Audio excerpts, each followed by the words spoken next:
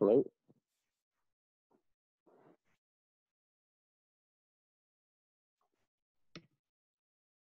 Hello, everyone. Hello. Can you hear us all? I can hear you. Great. Yes. Okay. Hello, everyone. This is Nevena from Science Technology Park, Belgrade. And I'm really happy to announce the new forum of our online gatherings called Thursday on 4 p.m. Iliti Četvrtkom u četiri. As we are all facing this new situation, staying home and limiting our daily activities, our team is constantly searching for new ways of providing necessary support to our community members. So we will try to creativity rising, and we will try to give you more opportunities to gain the knowledge through online channels. Few weeks ago, I had opportunity to meet enthusiastic entrepreneur from Peru. And as he said then, at some point of his life, he got really bored of his university. So he decided to start his first company. And then he went for his vision as an entrepreneur. After that, he conquered US market and brought to life a prosperous exit strategy through his startup journey. Today, he is also a mentor and angel investor, and I'm really happy to have him with us as he can share really valuable knowledge on his entrepreneurial journey. Today, we can speak directly to Keneth Lopeza in the Silicon Valley. Keneth, are you with us? Yes, I'm here. Ready. Okay. I'm really happy to have you with us today, and I will just give short information about the concept of the meetup. Keneth will have a short presentation on his startup journey, and after that we will have time for a Q&A session. So please be open to ask and to make this event interactive. That's it for me. Perfect. Thank you so much for the intro. Hi everyone, my name is Kenneth Lopez. The idea of the webinar is to explain to you a little bit of the exit for the startup and why it's so important to think that from the beginning. But also that's nice, but you need to be able to survive before you can make an exit. So we will talk about that as well. And I want to start with why Silicon Valley. Everybody is so crazy about the Bay Area, Silicon Valley, that this here all the companies are. There are many reasons why Silicon Valley is a special place, and it cannot be copied. And this goes from laws, the mentality of the people that live here, and how it was created. But more than that, it's a state of mind. I mean, it's a mindset. I was in Belgrade several weeks, and on all my lectures and all workshops, I was mentioning mindset is everything. For example, yes, all these companies are nice and beautiful and all that, but most of them, they started in a garage, or they started with 2-3 guys. So what was the difference between, for example, Netflix and Blockbuster? What mindset?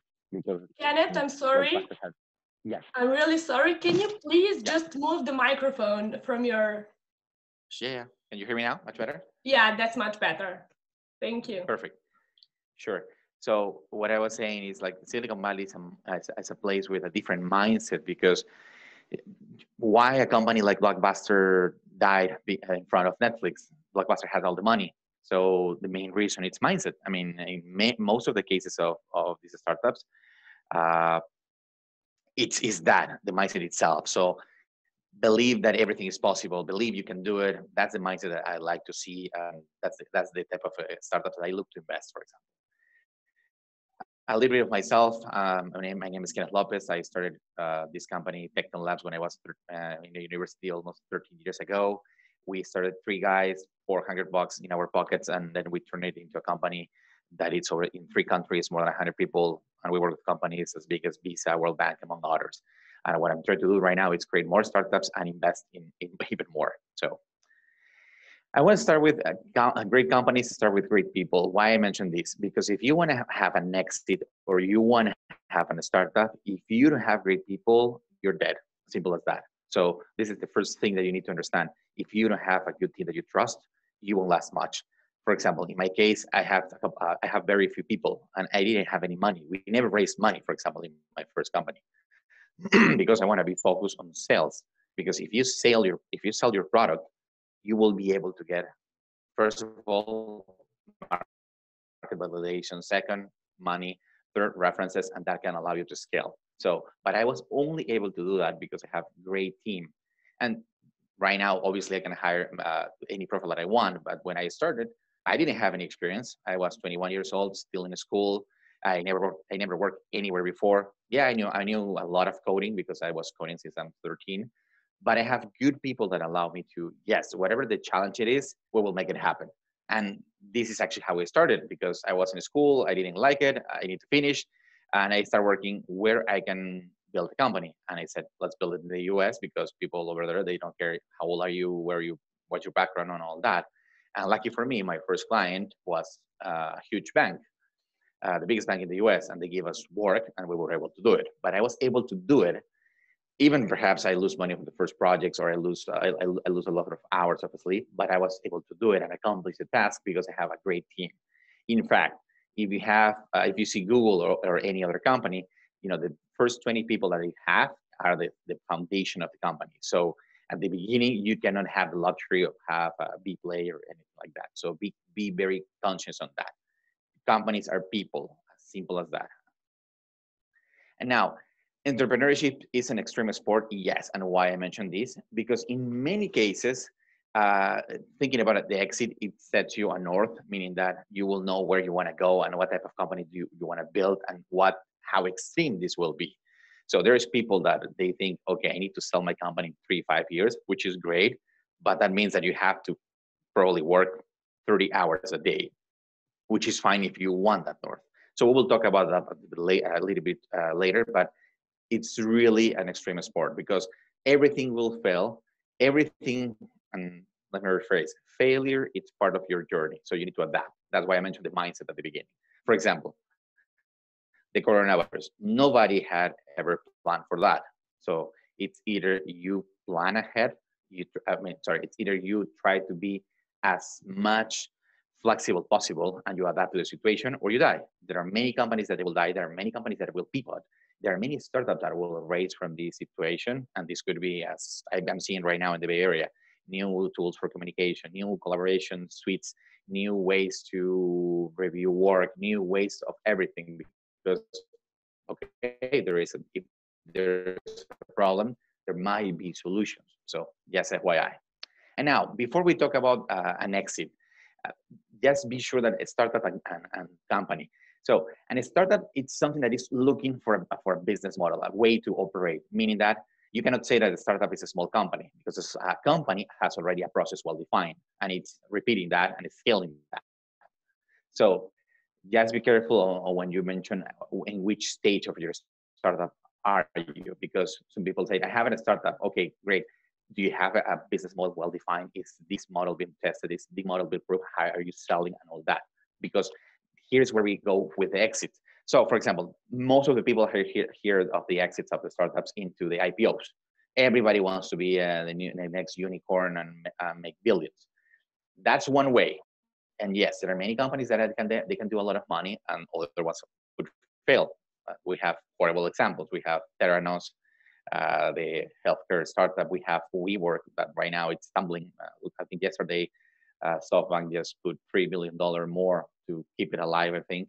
So IPO, it's good, but don't fall into the sexiness of, yes, I need to be in a startup that do an IPO, because not necessarily will be the best. Second thing, even if you sell a lot of money, and let's put it this way, if you sell $1 billion, doesn't mean that you're making money. I've seen a lot of startups that they sell hundreds of millions of dollars, and then when you go to your profit, it's like, yeah, we make $1 million profit, which is sure, but all the effort for that. So, and there is a lot of headaches when you're bigger. I'm not saying that you don't have to be, but just be in mind that something like that might happen. So you need to choose exactly what you're looking for, what's passion you. For me, it's more purpose and passion than, yes, I want to be an IPO. For example, in my case, in my first company, what happened is that I never raised money. I'm happy with that. It was a slow growth because I was learning. What was my first job? I was getting clients. I was perhaps making a lot of mistakes. So it cost me a lot of time to reach the point where I was able to hire a C-suite. The company, it's working. I'm on the board. My exit is like, I'm not leaving the company. I'm now making a more professionalized, meaning that I don't want to be running the day-to-day, not because I don't like the company. It's because I want to see a company that I built from scratch go all the way to a corporate. That's my exit, for example. And it's not that I want to sell it. Obviously, if somebody give me a right check, I might sell it. Then you have other type of companies like, yes, I need to sell the company 3 to 5 years. I see a lot here in the Bay Area because you can make money on that. You have an idea, you validate, you build a product, you have the first sales, you scale it into a point where you can show a lot of traction, and there are a lot of companies that will buy it. In fact, one of the things of the exit is that if you want to sell it in 3 to 5 years, you need to be prepared from day one and understand who might be buying your startup, and you need to be presenting that startup to them before even it's ready to be acquired. So that's another type. Then you have the cash cow, which is a startup that is making money. You don't need to raise money. You don't want to sell it because it's generating a lot of money. This could be that's $300,000 a month or 3 years, 3 million a year. It's making you money. You're happy. You don't need to do anything else. That's a cash cow startup, for example, or company.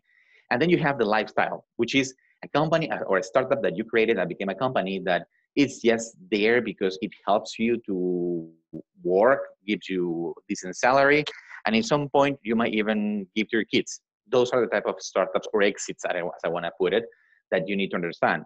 And why this is also important, because you need to be clear with your partners of what's going to be that exit or where might be the exit going. Because what might happen is that if one of them wants to sell and you don't want to, guess what happened?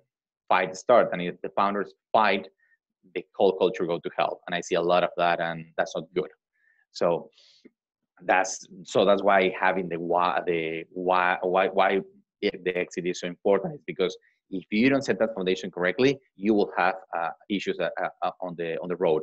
Because at the beginning, nobody will buy your startup, but as you scale, you will start getting approached. For example, in my case, I get at least 2 or 3 times a year that a company approached to us and said, I want to buy your company. And I'm like, nah, simple as that, because I don't want to sell it. I want to see it completely, the whole maturation process, and after that, I might sell it. So that's kind of like, exits, startups, and all that sexiness. Again, it helps you to set up a north, because based on that, you need to either decide, if I want to sell the company in 3 years or 5 years, you cannot wait like me. You need to raise money so you can scale faster. You need to hire the best people because you have the money, and then be able to scale. If you want to take a little bit more time, like I did at the first company, you can look for talent, you can wait, you can train, you can search for a different type of profile, and then eventually make money. But in any of this, do not wait for investment, meaning that, yes, if you need the investment, it needs to be to scale, not needs to be to survive. So just have that in mind.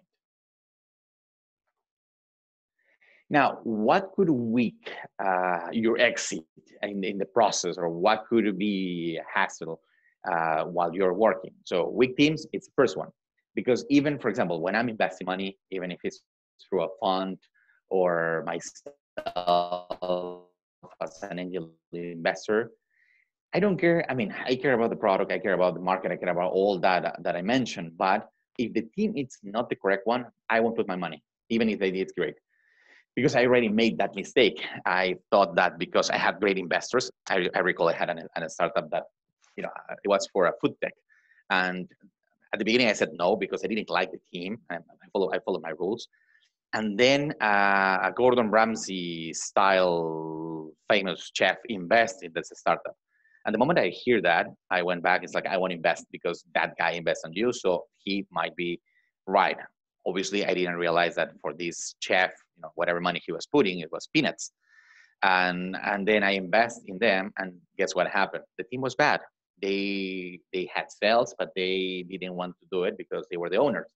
So they have the very, very, very bad mindset. So I learned my lessons that weak teams can destroy your exit in a way. So weak products is the second one, because if the team is great and I know that the team is really good and I can adapt, I need to see if the product is crazy or not, meaning that it needs to have some north.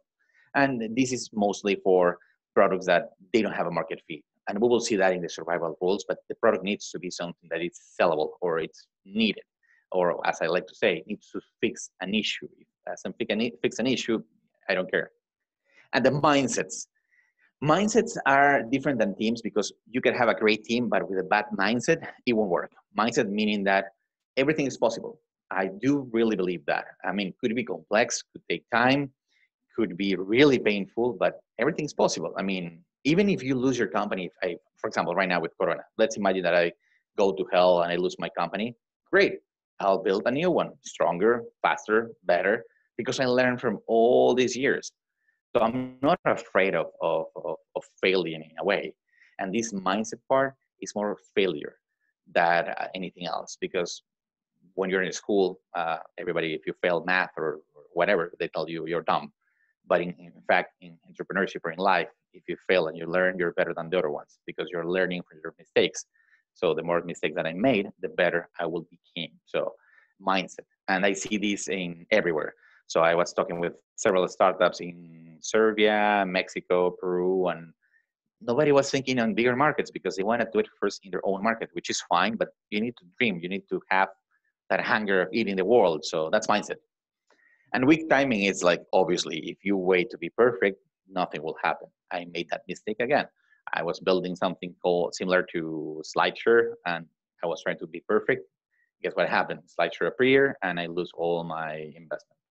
And weak bank accounts goes to, if you're selling or let's put it this way, if you're raising money, great. Be mindful of where you put the money. The money is not for buying offices, nice desks, parties, alcohol, and all that. The money is for the product, is to scale, is to get more clients, is to hire better people. Or if you are selling, it's the same. Yes, be mindful with the money, because I see a lot of startups that suddenly they buy jets like WeWork or many others. So, and this is what it will need it in order to have an exit. You need to have resilience. This is meaning that you will have to adapt. Failure will happen. You will have issues. So that's how it's life.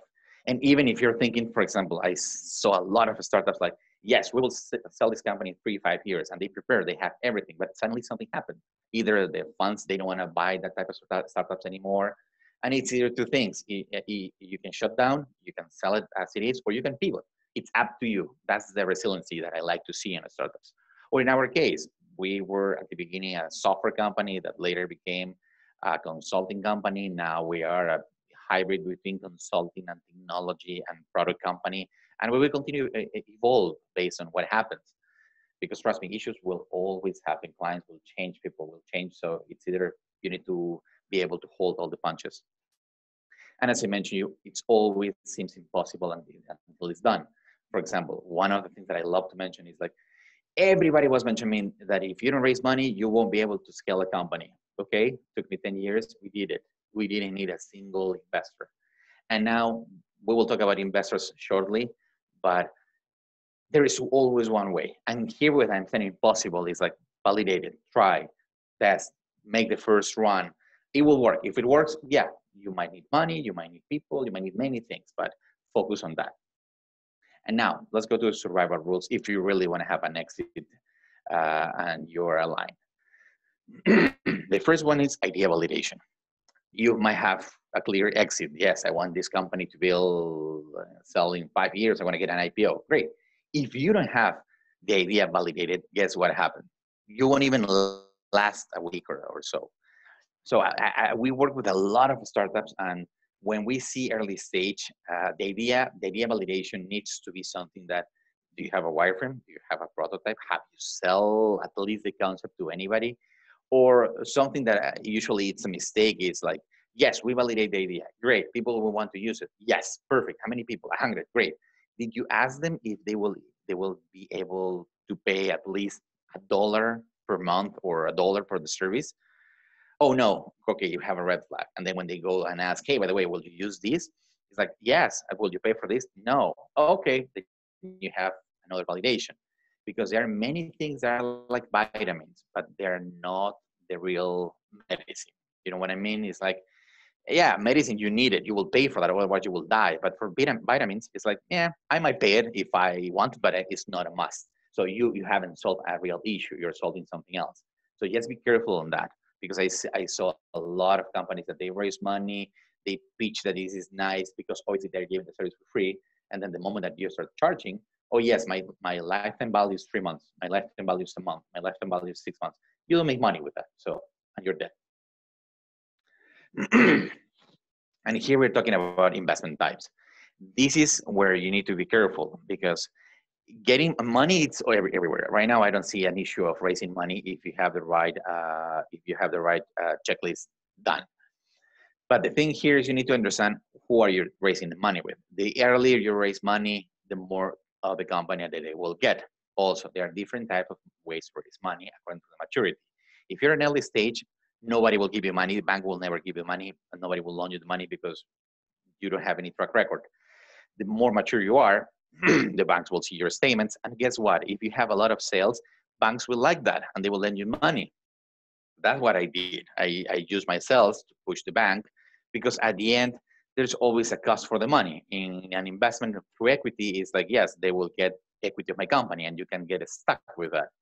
If I have the bank, I just need to pay them with the interest. And if the interest is right, I get rid of him after 1 year, 2 years, or 3 years, or whatever the time it is. So be careful of how you raise money, in which stage. I would recommend that you stay away from that at the longest possible, because that means that you're showing that you can sales. You have sales. If you have sales, you can have revenue. If you have revenue well managed, you will be able to scale a little bit. And then when you have some traction, you can go and raise money. That will be a different conversation, because you can have something to show to the angel investors, funds, or VCs. So just careful with that. Second, if you're raising money, be careful of who you're raising the money from, because you might have a great investor that is really following your passion and your purpose, and you will have other investors that they just want the return, and you need to be, first of all, you need to be able to handle them. Otherwise, the culture will be destroyed. So careful with that. And money is everywhere, and you can raise money in the US, you can raise money in many, many places. And this is, I think, the key one. Pick a good co-founders. This picture is famous, obviously, but when you're thinking about the exit and all that, remember, if you have an exit, it's not that somebody will give you a check and you can run. Usually, this type of exits are, if you're selling the company or a piece of it, are tied to, okay, you have to stay for a couple of years. We will give you money in advance, and then as you complete the goals that you promised, they will give you the rest of the money. But in order to that, in order to that to happen, you need to have a really good co-founder. And I see these, and I made those mistakes again. That choosing somebody because he was the only one next to me, and it's like, you want to be my co-founder? Sure. And then suddenly you realize that he's not a good co-founder. And I see this mistake a lot in technology startups, because usually the business guy doesn't know technology. He chooses the first guy that talks nicely about technology, something, and then after 3-4 months, guy is not good, or he's not sufficient for the role.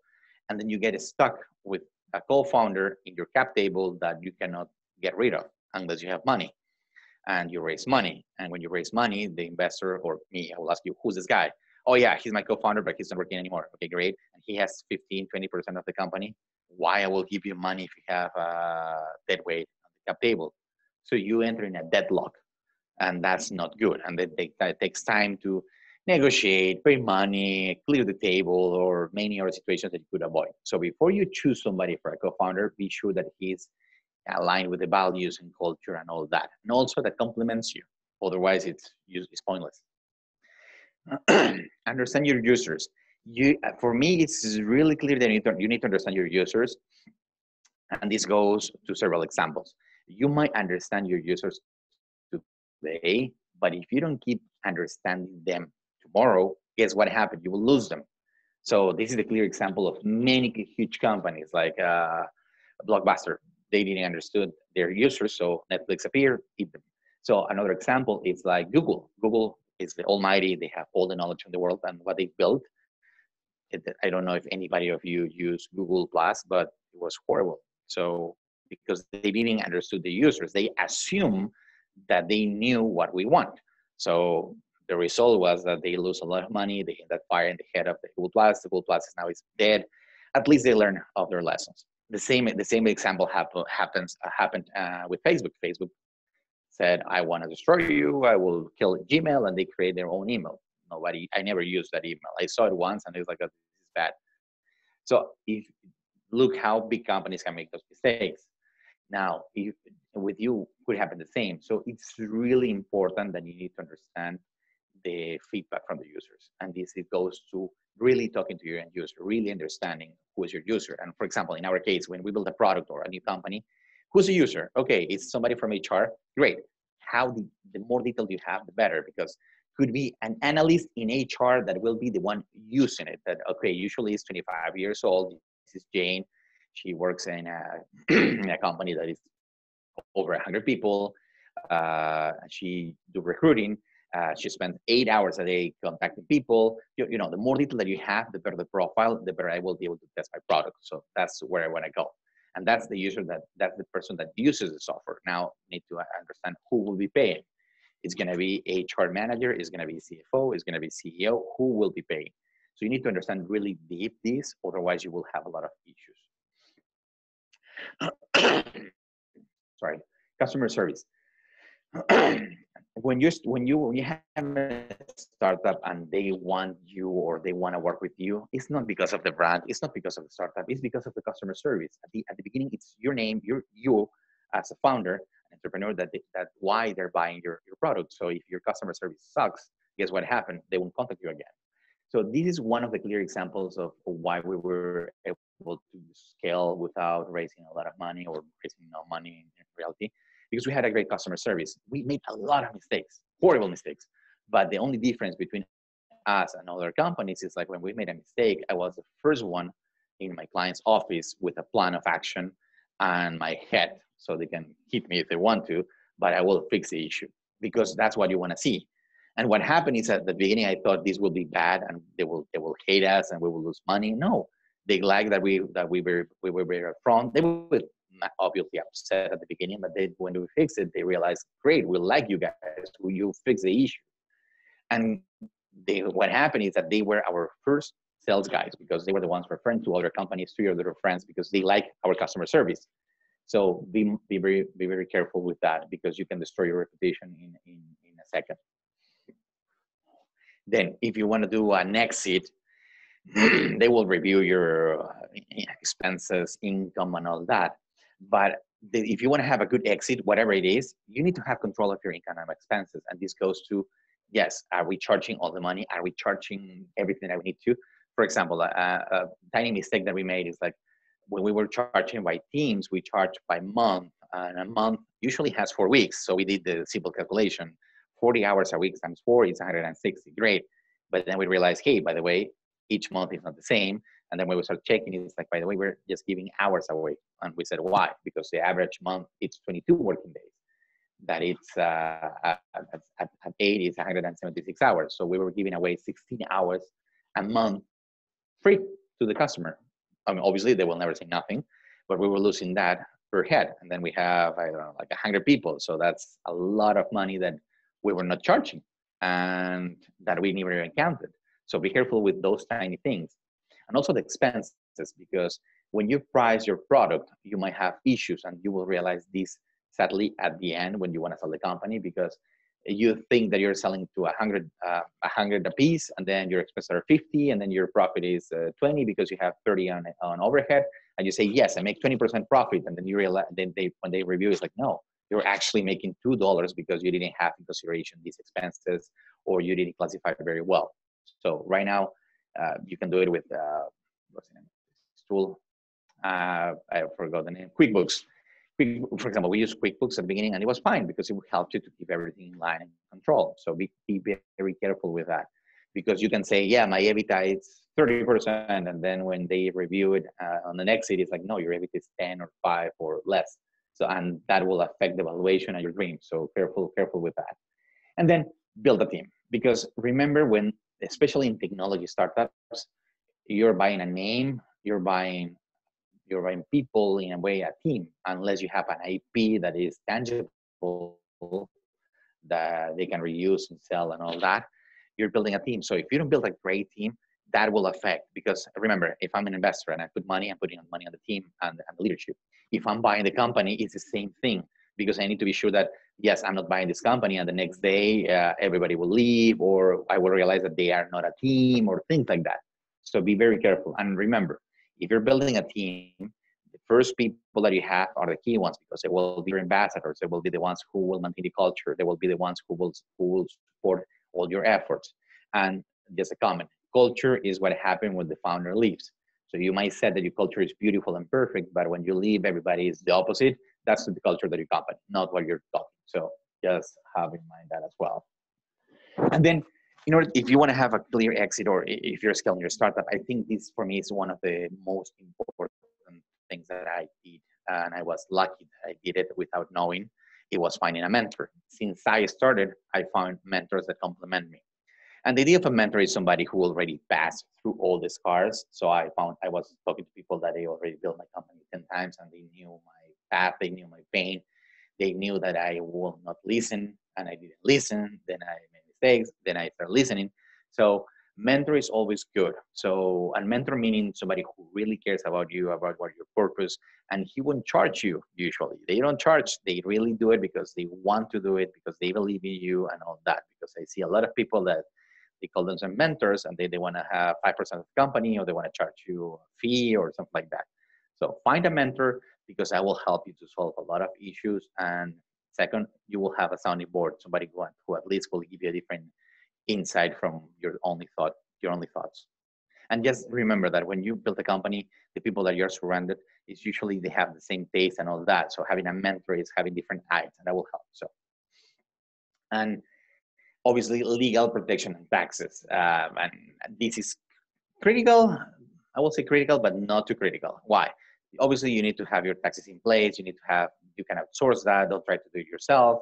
Legal protection is as simple as have your contract validated. Right, these days are thousands of services in the US, like LegalZoom, Consult, that they can help you to build contracts for your first clients, so you won't have any issue or any breach or on any regards, meaning that from NDAs, first contracts, employee contracts, declarations, and all of that. Just be very careful on that, because you might need insurance, you might need different type of insurance. So just have those all checked.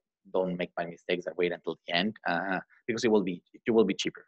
Besides, some clients, as the moment you scale, they will require for that.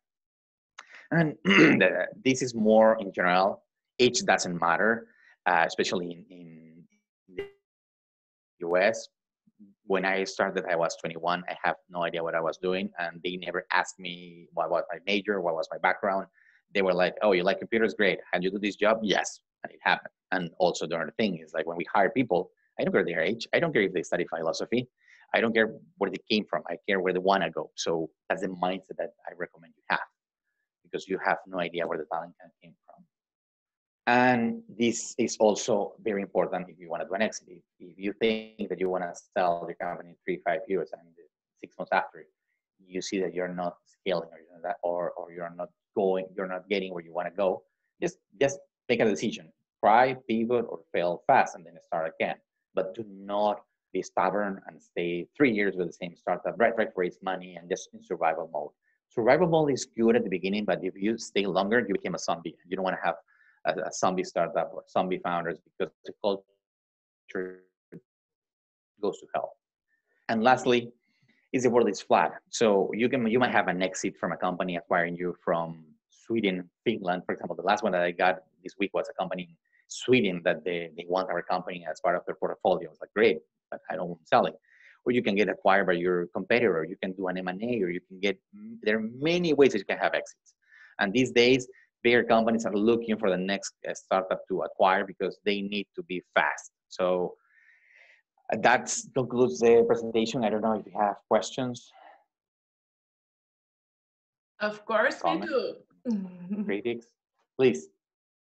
Okay, thank you very much for these valuable insights. Yeah, I know we have many startups here considering America as their next market. So can you share a little bit more with us on reaching US markets from abroad? Yes. So, for example, when I started my company in the US, I didn't have a company. So I didn't want to spend, I didn't have the money to spend incorporating a company. I need to test if the US market would work. So what I did was very simple. I created a website that was really well designed. I mean, really well designed for my knowledge at that moment. I speak this in English. So what I did is I got a Skype phone with the US number. I bought an address in the US. So now I'm a the US company, and I started selling. How I sell, I started writing on LinkedIn, one by one. And everybody does that, but the only difference that I did, it was at the message. My messaging was different because I was very direct upfront, and I was not trying to sell my services. I was trying to figure out a relationship. I was trying to see how both of us, we can get value from our connection, or how something that I built might help him to sell more or reduce money. So the message was different. And that's how I started. And I started realizing, okay, the message needs to be addressed in a different way. I was not approaching 100 people saying, hey, I'm great. I have a lot of experience. Hire me because I'm really cheap, because that's how not it works. That will never work. My message was like, hey, I saw your company. Obviously I was bluffing a little bit. Yeah, I saw your company. I think we can add value for both of our relationships because we want to test our new product in insurance, and you have a huge insurance company. So will you be able to speak with me 15 minutes and see if this might be good for both of us? And if not, just give me feedback of why not. And in the US, everybody will give you feedback. So that's good. And that's how I get one, the second one. And then the work that we did was our best speech, because we were getting references. In the US, you can get a lot of references. Even until last year, I never had a sales team in the US. It was just me, and I'm not selling. I'm very bad talking to people. I was just like answering their questions, which put us as an expert, because at the end, what we have is references, and then the clients are approached to us. And usually what I do is like, I say no to everything, because I need to understand where's the pain. It's almost like the startups. I treat the clients the same way as the startups, because with the clients, I'm investing my time and my team, and with the startups, I'm investing my time and money. So I need to be sure that they really need what we offer. So that's the message that I try to give. And that's how you can reach startups. And now, during these 10 years, the technology changes. At the beginning, I was doing messaging one by one. Right now, you have tools like Sales Navigator from LinkedIn that cost you $50 a month. You have a Snowvio, so you can Snowvio.io. You can get all the contents, and then you can send them through email, so you can do email marketing. There are many tools that you can use, but the key ingredient here, it's message. What type of message? And the second thing, it's follow-ups. I'm very bad at follow-ups. Very bad. The clients need to chase me, and that's bad. But usually you need to chase the clients. And when I chase the clients, it happens that, especially in the US, you might follow up 1, 2, 3, 7 times. And then at the 8th, you will close the deal. Because it's not that they don't want to answer you. It's that it's so hectic that if you don't follow up, they will forget. Not because they want to, it's because they're running 300 miles per hour. So follow-ups, LinkedIn, use the tools, but overall message. And you can do it from your home. I mean, my first clients, I never visit them until 2 years after we start working with them. That's it. Yeah, great. And how long does it take when it comes to VC funds, etc.? How long does it take from like the first contact, the first approach to investor, until the actual money in your bank account? That will depend. I mean, if it's angel investment, usually it's in theory it's fast, meaning a couple of months, because you need to go to if it's through an angel club, you need to present, you pitch, you go to several rounds, and the committee decides, yeah, let's put money on these guys. If it's a solo angel investor, like for example, if it's only me, it will be a couple of weeks, because I need to understand. I mean, I will up fast because I have a software company, so I can review everything really fast. In general, from an angel, it will take you a couple of months. If it's a VC or something bigger, it could take you up to 6 months, because they need to do more due diligence and all that. but that's the average. Yeah, yeah.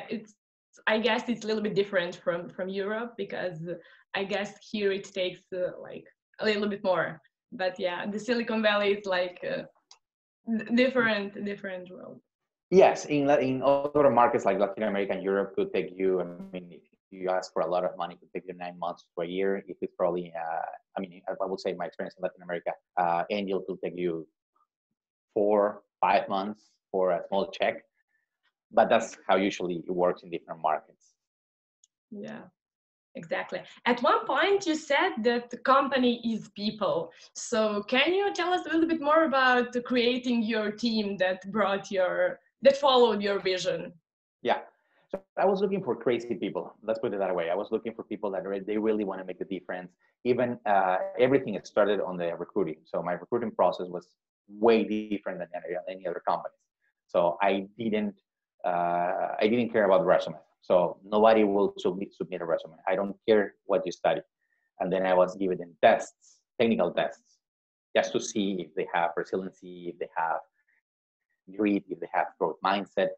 So the things that I really want to, because I knew that my path will be really complex. So I need people that will adapt. I mean, you have people that is great, but when the situation gets complex, they complain.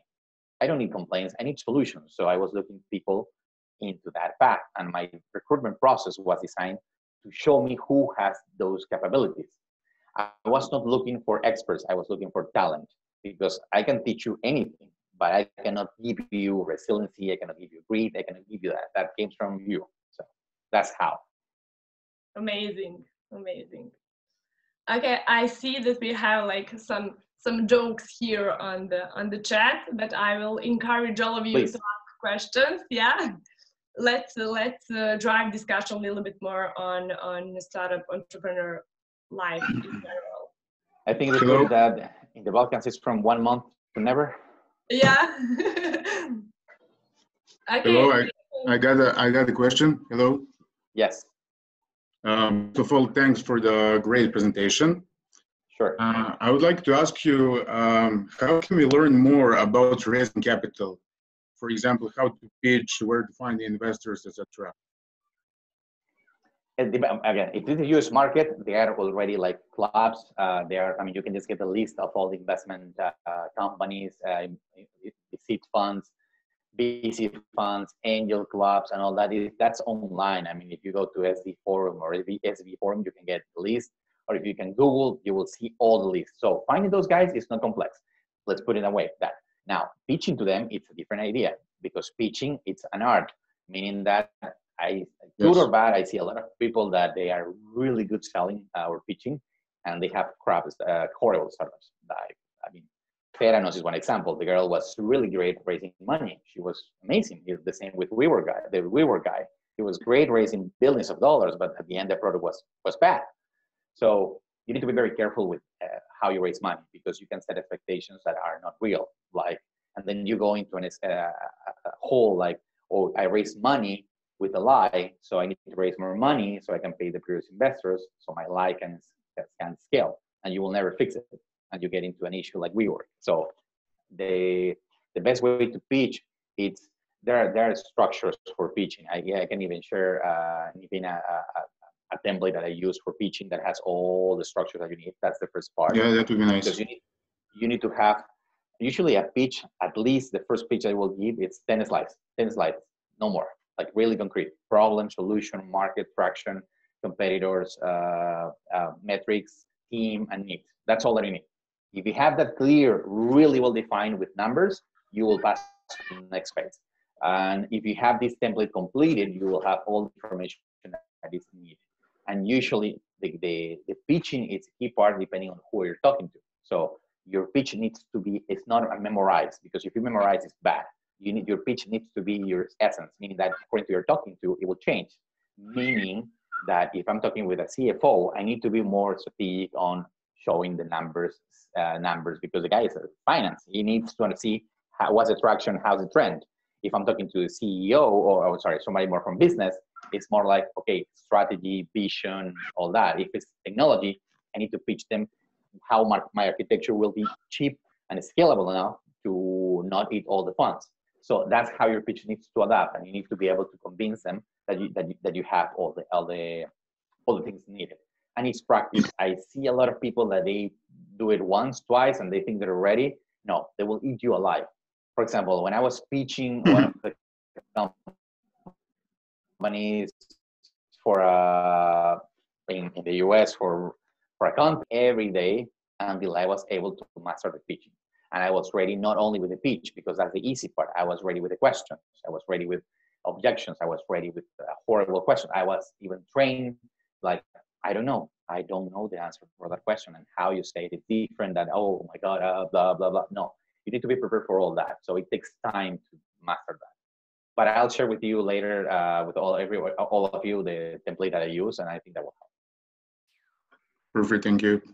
Sure. Do you have like more questions? Don't be shy. Yeah. Okay, in the meantime, I saw in your presentation that you told that you have to work hard. So can you tell us a little bit more about the hard times in your startup journey and the balance between your entrepreneurship and the private life? I didn't have private life. I mean, the first years at the beginning, it's like it's really a lot of work. And now I was lucky, and this is, everybody will mention you this in the Bay Area, but I was lucky because I started when I was 21. I was in school. I didn't have debt. I didn't have mortgage. I didn't have kids, nothing. So my risk was zero. If I fail, I fail. So even a story before that, when I was in school, I didn't like it. So I saw university as my incubator, meaning I have, in Peru was 5 years, so 10 semesters. And I saw it like I have 10 opportunities to build startups. And for me, it was like each semester is a startup. I don't care about the courses, I can pass that, but I need to test and invest the time wisely. So I built several startups, and I think Tekton was the fourth one or the fifth one that actually worked. So, but each one was failure, failure, failure, failure, failure. And then when I found out that Tekton was good and working, I scaled it. But that took me a lot of work, especially because I didn't have a lot of experience in business. So I was making silly mistakes that cost me money. And because of that, some month I didn't have money to pay myself. I was paying everybody except myself. So you will have those situations where, yep, people is making more money than me in the company. People is collecting the check. I'm not collecting the check. You're working probably, I mean, I was working New Year's Eve, Christmas, my birthday, probably every day of the week for 15, 20 hours a day. And usually it's kind of like you need to be really strong to see that, yeah, that will happen. And it happens. I mean, after 3-4 years, everything is stabilized. We start getting better, and we publish product, and it worked. Now I have a great team, and I'm able to travel everywhere to help more startups.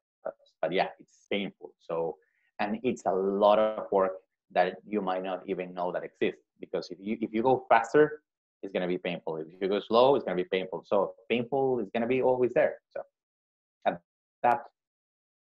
Great, amazing. How did you approach your first investments? How did you find your story at the early stage? Meaning that how I invest money, or how you raised money? Or you can also share your story about angel investor and investing in startups on the other side. Sure. I will tell that because I haven't raised a lot of money for my companies. I don't like to raise money at early stages. So I will tell you when I invest money. So I mentioned the first one that it was this food tech application that I fall in love with the other investor more than startup. That was bad. Then I invest in other startups on edtech that this was good, but the leadership team was not clear on their north, meaning that they were trying so many things at the same time that you're not Google. You cannot try 10 things at the same time and with the resources that you have. So what ended up happening is like it became a zombie. They got some traction from the users, and they were not able to break that, even with all the tests, because the idea was bad validated. So they showed me a validation of a product that later they pivot, and later after the pivot, they were not able to get traction again and stay flat. And those startups, unless it's a huge that becomes a cash cow, unless it's huge, it's a zombie, because yeah, it might cover the cost, but it will never turn profit. So it's a decision. It's like, what do you want to do? Try again, put money, or basically call it a day and cut your losses. Then I put a lot of other investment into sports.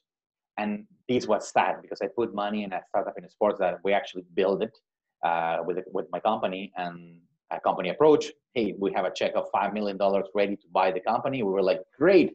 That's because we own stock of that company. And then the founders start fighting at the moment of the sale. And obviously the check was for buying everything, but they want the founders to stay because obviously they were the ones who built the company. And because they start fighting, they saw a risk. And guess what happened? What I mentioned to you, if the founders fight, because I have no idea what happened in their minds, but I don't know if they wanted more money or they didn't want to sell or they want to wait or something, that the company was a huge company. They removed the check and it's like, sorry, we're not buying anymore. And the company fell apart because they fought, they destroyed the culture, and we lose our investment. So those are some of the ones. But as I mentioned you, what I like to look for now, I mean, right now from 30 startups that I see, probably I invest in one. That's kind of like my ratio. It's team. I really need to see the hunger on the people. And also another tiny thing that I do is like, I just see if they follow up, as simple as that. Because sometimes I send questions, I ask for more information, but sometimes I don't need it. It's just to see if they care. And many people reply me the same day or an hour later. That's a good sign. At least they are passionate. Some people, they answer me 2 weeks later. It's like, yeah, sure. I don't care at all. So it's how they care, how they follow up. And most of the cases I say no, just because I want to see how they react. Because if I am I'm no one in your life, and I appear and I say, no, your startup is bad, and you fall apart and you start crying, it's like, thank God I said no, because who am I? And if you say, no, I will fight for this startup, and they start chasing me and fighting me, it's like, okay, I like that, because that means that you really are passionate for what you're building.